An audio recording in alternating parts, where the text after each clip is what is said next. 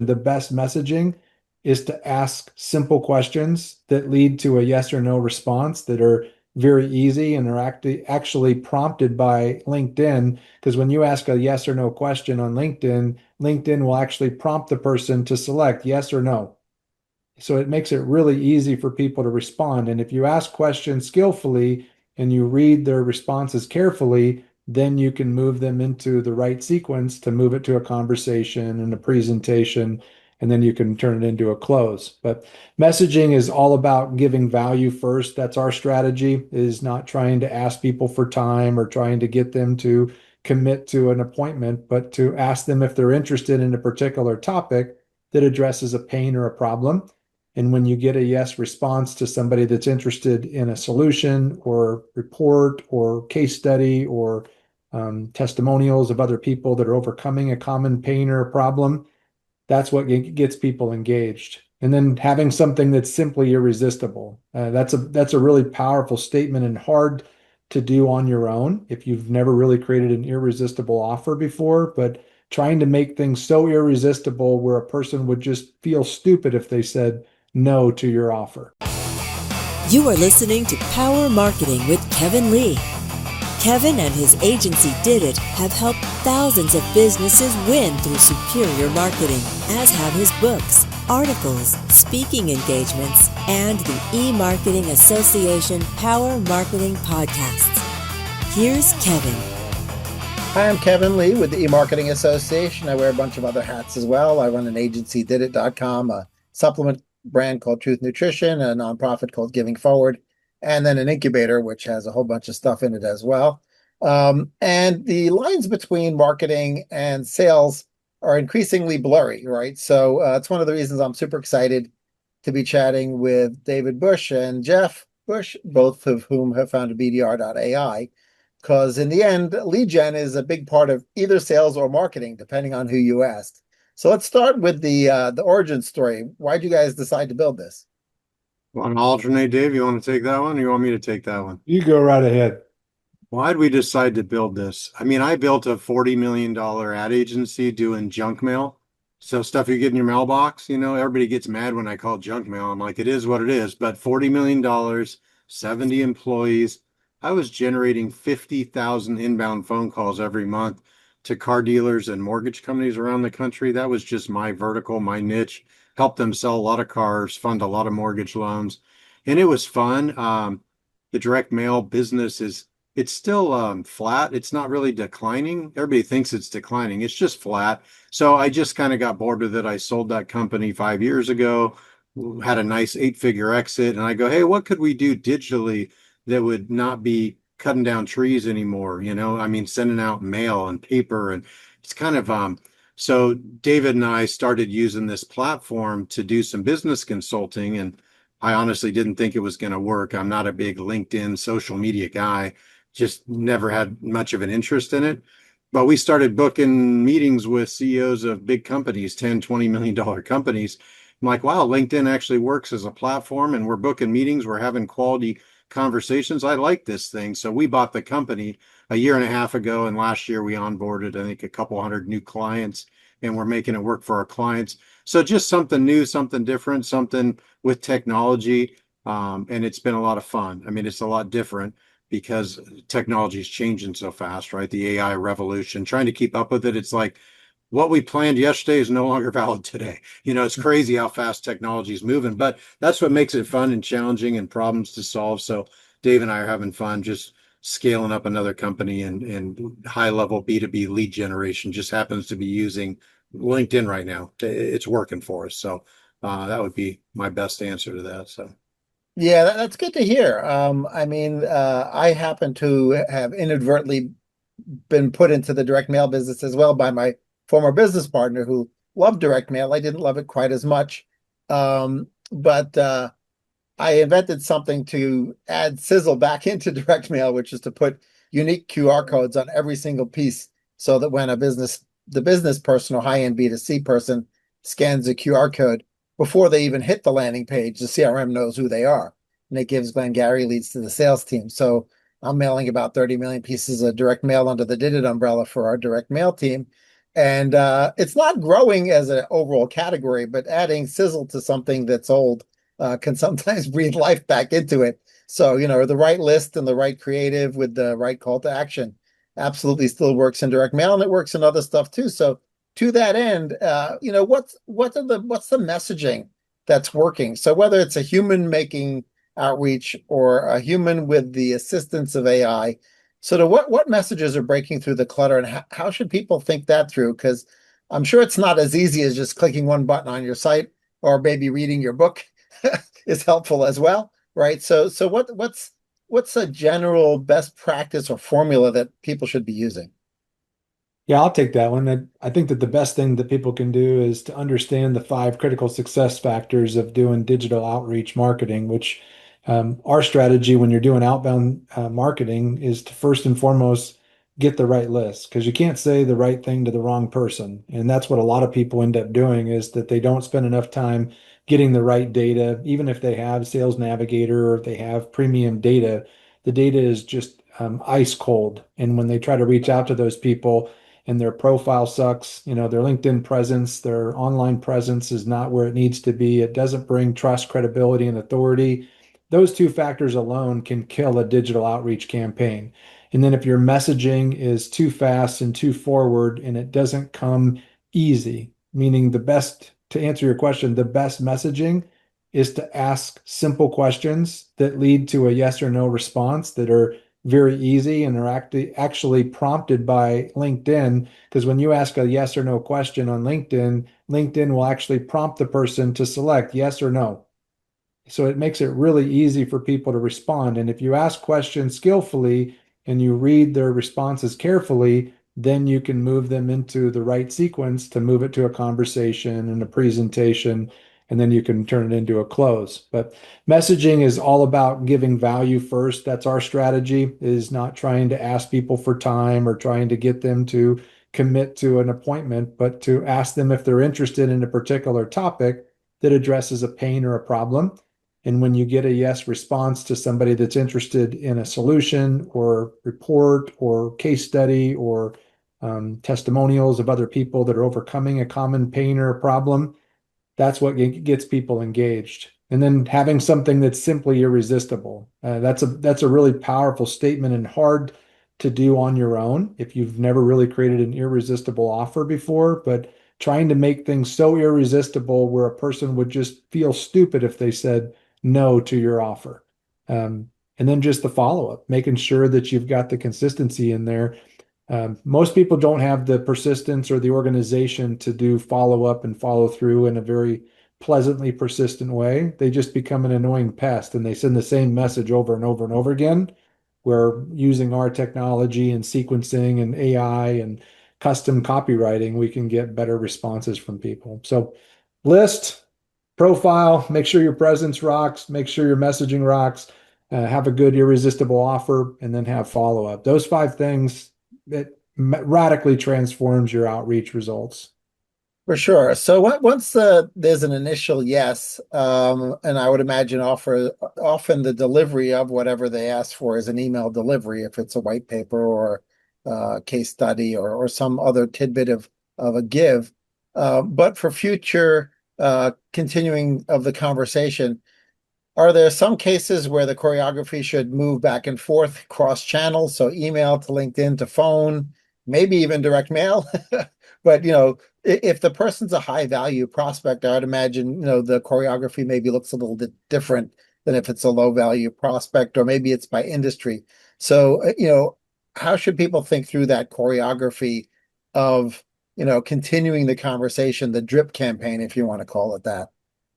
I was just thinking about all the responses I get to my messaging going out, and it's funny. Some guys will be like, "Here's my cell phone, call me. Here's my email address, will you email me? Here's my Calendly link, will you book a meeting?" Very few times, LinkedIn is kind of the start of the conversation, but once it gets real, they don't want to stay on LinkedIn. It's funny to me, like, and some people are like, "Just send me the download on LinkedIn, send me a link." It's just interesting how everybody's a little different. Sometimes it's by age, sometimes it's just personal preference. But we send 100,000 emails every month. We love email marketing. I've done that for 20 years. Love email marketing, getting harder and harder. spam and junk and all the things, opt-ins. But it's really interesting how we respond in different ways. I had a message come in about an hour ago and it said, I said it to David. This guy said, this smells like spam. And I said, just to be a smartass, I said, well, what does spam smell like? Does it smell like fish? What does it really smell like? I'm curious because we've got 40 people in your industry doing business with us. So this was not spam. I apologize. You read it like that. But why don't we get on the phone and talk? Because I've got 40 guys in your industry using this product successfully. That's how I spun it. But, you get the weirdest messages on. But yeah, I like how you're talking about transitioning. Most of the LinkedIn messages end up for me. I'm doing 30 meetings a month on Zoom. So it's LinkedIn, it's email, it's phone call until we get them booked for a meeting. And then I do a quick 30-minute demo on Zoom and they can decide if this is good for them or not. And then it's phone calls and emails. It's just another platform. LinkedIn is there's no magic pill out there. It's like we got to use all the marketing mediums, including, like you said, direct mail, video. It's everything, right? It's not one. So Yeah, it sounds like from what you're saying that actually empowering the prospect who you're looking to help to choose the next channel of conversation via an open-ended, offer is often the best solution, right? Because they may have comfort level with one area then and not the other, right? So despite the pandemic, some people are still uncomfortable being on video, and other people, they're perfectly happy to jump on a Zoom. A lot of people will participate in Zoom meetings with their cameras off, right? They're still shy. Mhm. And so they may not choose Zoom as their platform of communication.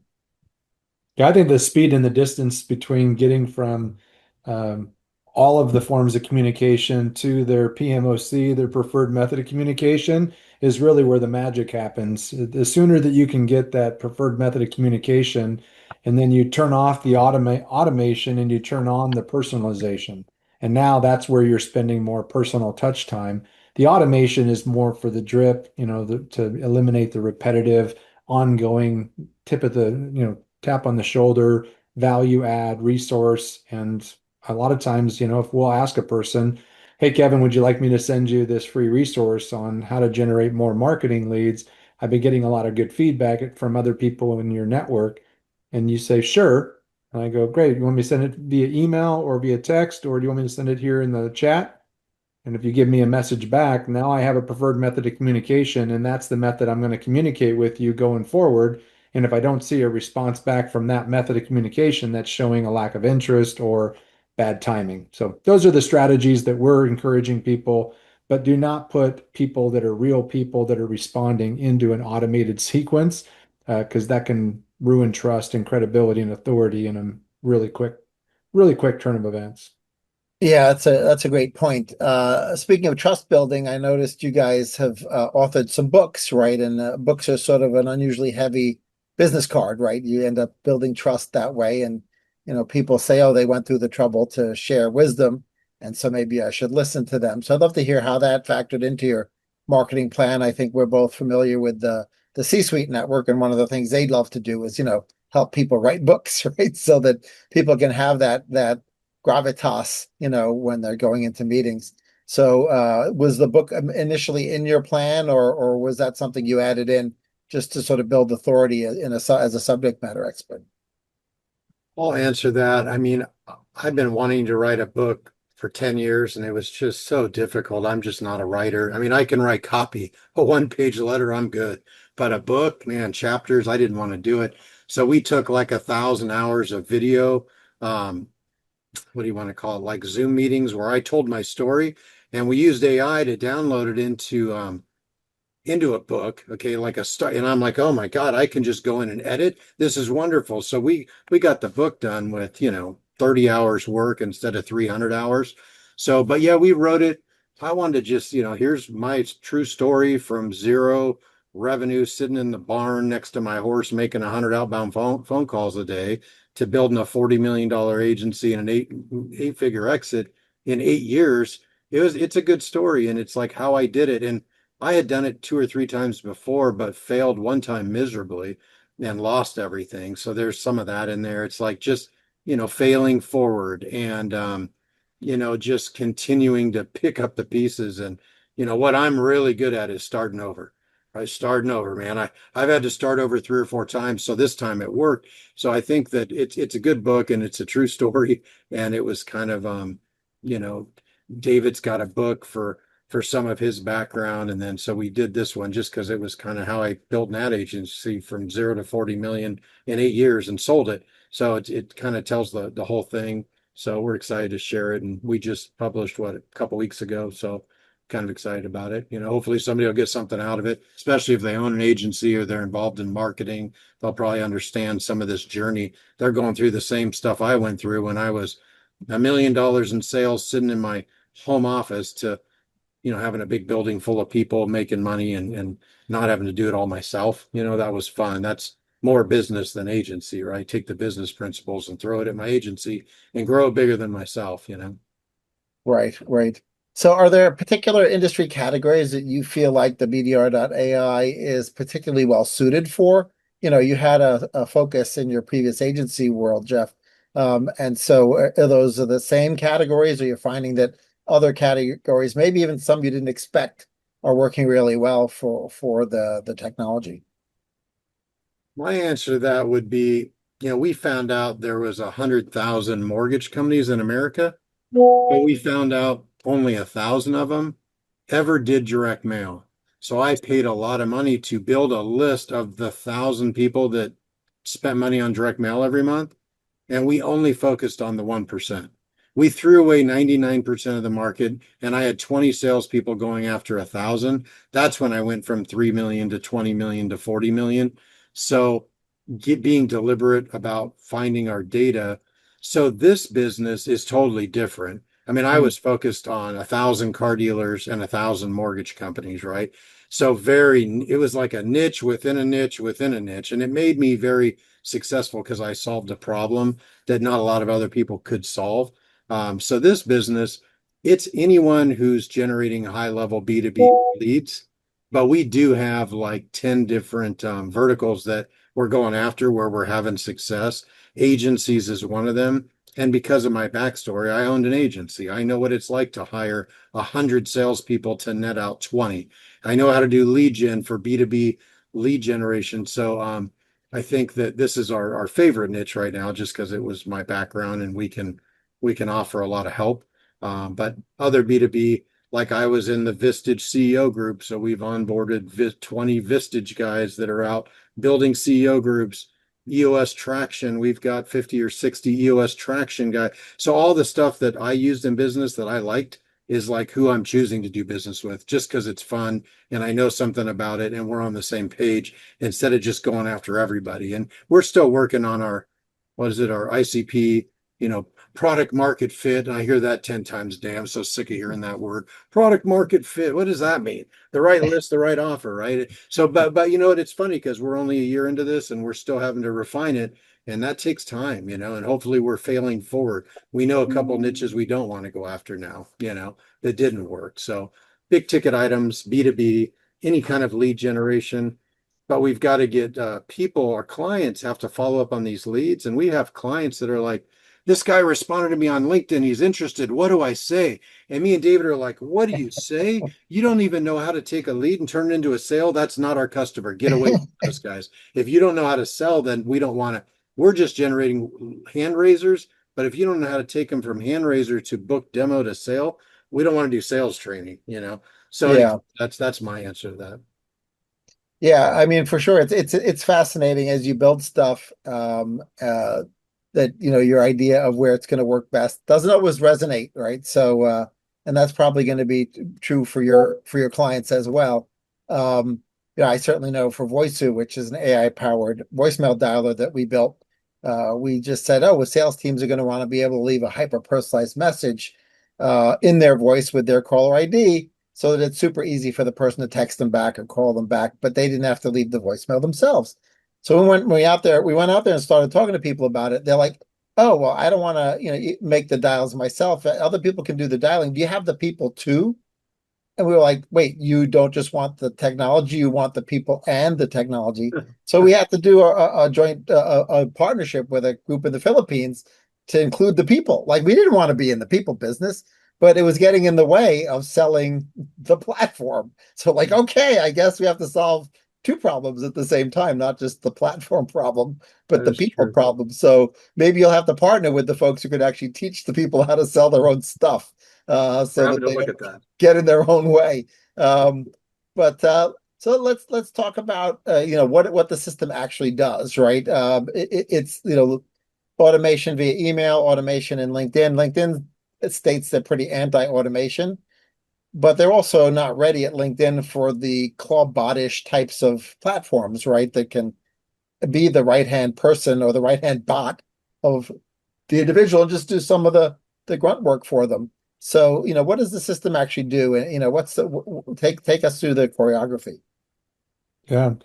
So first things first is that we identify the client's ICP and help them to source data from various different sources. So we could pull data from individual posts on LinkedIn, groups, events, that there's an event attendee list, which is all through the LinkedIn platform. We can also search basic search filters or pull data from Sales Navigator specific niche search filters or lists that they've built. So those are oftentimes the places that we start because that's the one thing that LinkedIn brings to the table is a warm conversation because you know who else they're connected to. So, you can actually go to the people that they're connected to and you could use their name as a reference or you could use that as a conversation starter. So that's what we like to try to start with is a good warm conversation. And Kevin, what I've found is probably the most amazing thing.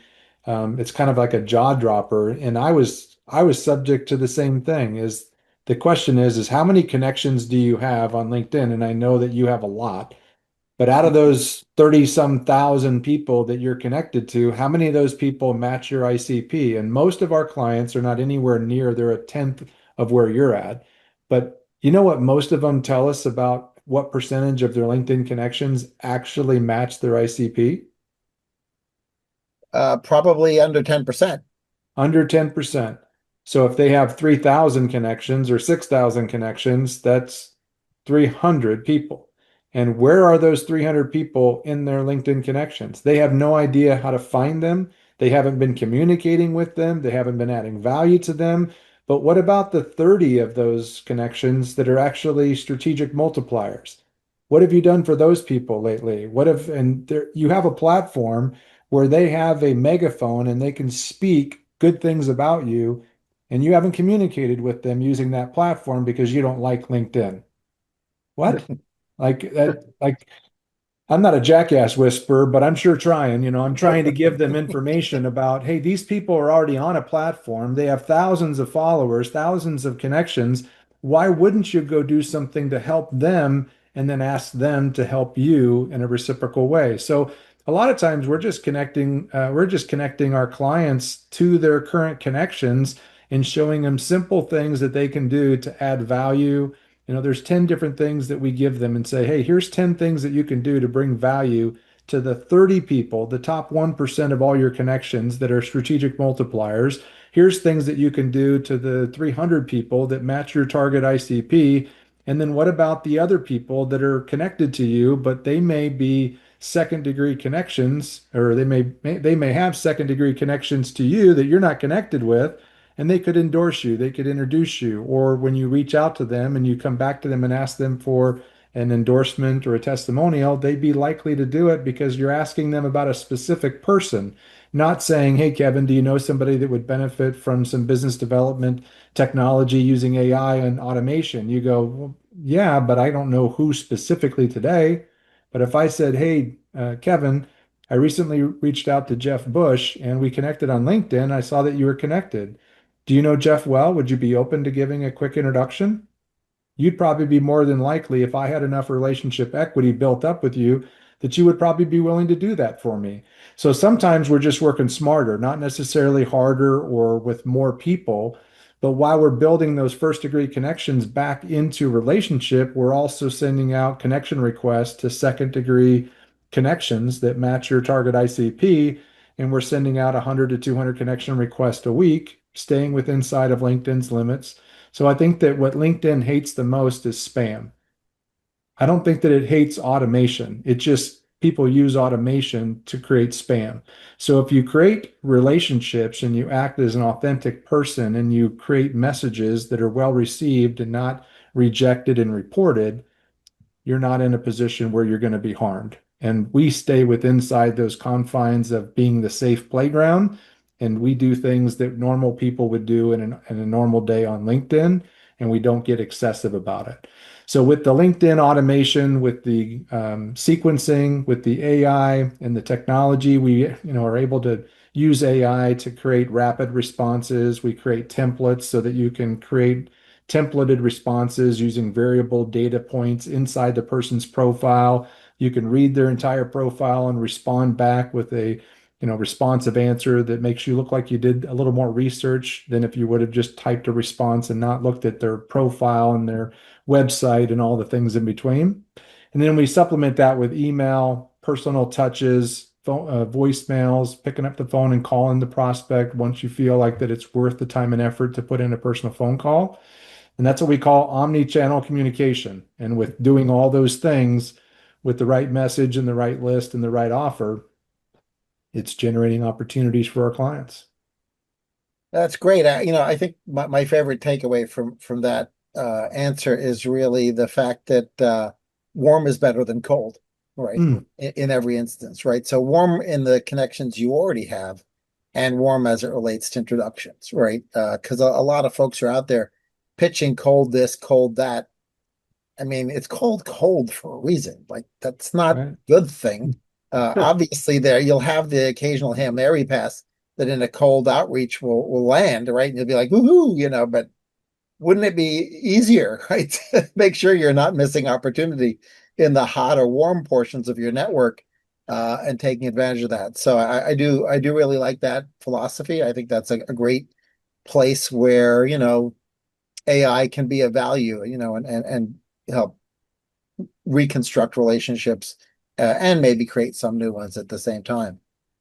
Yeah, I think it's good to have relationships in all of them, right? I mean, you definitely want to have the hot prospects that you want to talk to and you want to be working with them, but you can also be working with the warm prospects and making them hotter, and then you can make the cool ones warmer and the cold ones cooler. So you can get to the point where you can get everybody moving in the right direction. And I would just supplement what Jeff said about who we're looking to work with is that we're looking for people that are committed to a process. We're not looking for toe dippers. We're not looking for people that want to try LinkedIn outreach for a month because if you want to try it, it ain't doing it. We want people that want to do it because we know that it works and we can help them to do it, but they have to be committed to the process. And Jeff brings that from people. I mean, he was told for 2 decades that direct mail didn't work. And in the meantime, he built a $40 million business doing it, helping, some of the largest mortgage home lenders to become very successful and give him wires of $1 million a month. I mean, there was a lot of people that didn't believe that it worked, but he found a way to make it work. And that's what we're doing with LinkedIn and automation and outreach. Well, anything else? Final thoughts of things that business owners should be doing this year that perhaps they're not doing? I have a philosophy of listen, do it all. Don't pick one. There's no magic. Do 5 or 10 different things and throw $1,000 at 10 things, spend 10 grand a month, see which five work and shut off the five that don't work. I'm just big on failing forward faster. Like we don't know, right? We're gonna try telemarketing, dialing, LinkedIn, email. I mean, there's so many things we can do for marketing. So turn on 10, spend a little bit of money on each and see which one generates a sale, cost per sale. Um, I think that everybody's looking for a magic bullet and everything's so fragmented. I don't think there is one. You got to be doing all of it. But if you can stack them on top of each other, like David said, LinkedIn, reach out, connect on LinkedIn. Um, I was doing email marketing for years. As soon as they unsubscribe, I can never talk to them again. I bought $100,000 Audi from Audi of Carlsbad, and they were emailing me to try to sell me a new car, and they were emailing me from all 10 of their dealerships, and I'm like, you guys are idiots. Land Rover, Porsche, Toyota. I'm like, you guys. So I opt out. I never heard from them again over 3 years. So I bought my next car from another dealership. I'm like, I'm only worth a half a penny for an email 4 times a year. You guys won't mail me anything, call me, invite me to upgrade to the new Audi RS7 car. Yeah, it was crazy to me. And I kind of made fun of them in a video for doing that. And they're a very successful car dealership, but LinkedIn, you can't opt out. So it's like connecting on LinkedIn, email, phone call, doing all of it, and when you stack them up on top of each other is when it really gets exciting. Multiple medias, hitting them from all directions. That's a win. So I'll leave you with that. For Yeah, sure. Thanks so much. Oh, go ahead, Dave. I was just going to say that Jensen Huang, the CEO of NVIDIA, has this great quote that I quote quite often. He said, "You're not going to lose your job or lose your business to AI. You're going to lose your job and your business to a competitor that's using AI in creating better service at a cheaper cost, faster."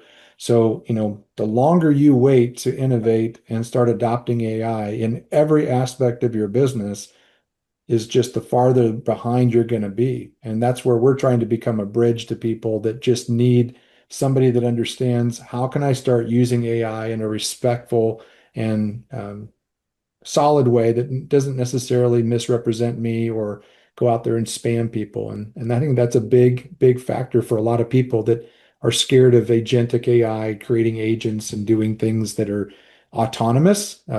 We're more of a high touch, high tech combination. So if you're interested in more conversation, we'd love to chat with you. Great. Thanks so much, David and Jeff, for joining me. A lot of stuff there for folks to consider as they look into replacing what isn't working quite so well anymore, and the things where they put the $1,000 or 10,000 in, and it's not getting the ROI. So appreciate you guys jumping on. Thanks, Kevin. Kevin Lee's Power Marketing is available on all your favorite podcast networks. Kevin loves helping businesses excel at marketing. Having marketing challenges? Just like Santa in the Miracle on 34th Street, if Kevin can't help you, he'll know someone who can. Find him on LinkedIn, subscribe, or follow.